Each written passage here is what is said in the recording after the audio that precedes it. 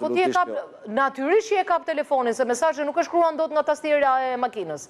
Natyrisht që do e kapësh telefonin. Mund ta bësh që mesazhi të vijë zanor. E dëgjon.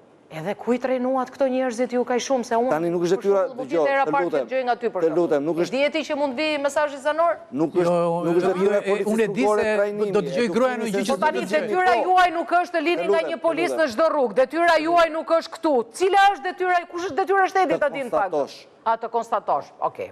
Po mirë, keni konstatuar me fushata. E keni konstatuar ju që është shtuar numri i telefonave përdoruesve telefonave në makinë? Ne kemi konstatuar që është ulur numri i ngjarjeve rrugore, po, pasojave. Dhe këto janë faktorët që merren në vazhdimsi në kohë afatgjate, afatmesme, afatgjatë. Pra, duke sulmuar një fenomen ti, duke sulmuar pjesën e përdorimit të aparatit celular, sepse mund të themi që disa nga shkaktarët kryesor të ngjarjeve normalisht detyra e funksionuesit policisë është përveç se parandalimit dhe sensibilizimit që ne bëjmë fushata, dhe kjo këtu që po bëjmë tani është një formë sensibilizimi. Është fushat 100%. Po patjetër. Pra, domethënë kjo është. Çfarë i kushton policisë shtetit që të bëjë një trajnim, të mësoj këta njerëz ose 10 institucioneve që kanë IT, kanë spektrin e kësaj.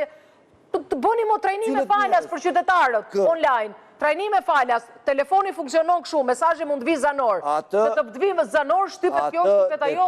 Atë detyr ti e mëson që të abetare, atë autoshkolla. Kur ti fillon dhe bën kursin për të pajisur me leje drejtimi, ai instruktori i autoshkollës të përcakton qartë dhe saktë detyrimet dhe të drejtat që ti ke kur drejton një automjet. Dhe të thotë që këtë të lejohet, këtë të lejohet, por që ti thua të ngrihesh tani dhe... Ja, ta shpërndajmë qik bisedë që të marrë... Jo, në rregull të thjeshta ta ezauroj.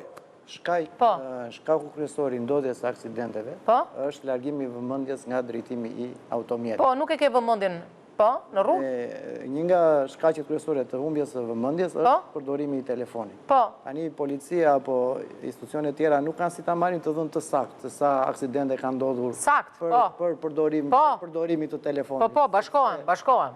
As në vendet e tjera të botës nuk mund ta përcaktojnë, ndoshta me një studim shkencor, siç ju e thatë, humbja e vëmendjes në drejtim gjatë përdorimit të telefonit është qoftë edhe një sekond, shkakton edhe aksident, apo jo? Qartë. Kështu që problemi nuk është vetëm përdorimi i telefonit, janë edhe shkaqe të tjera që shkaktojnë humbjen e vëmendjes dhe Po, edhe për shkaqet e tjera do flasim, po ne po marrim për këtë që na bie më shumë në sy gjatë ditës. Për fat të keq, sidomos gjatë përdorimit të automjeteve në rrugët e qytetit. Po jo, nuk është për fat keq, ky është për fat alarmant, se njerëzit nuk e dinë që sa herë marrin telefonin mund të humbin patentën. E di ti këtë gjë për shembull? Shikojmë njerëz drejtues automjetesh që e përdorin telefonin në dorë, kanë telefonin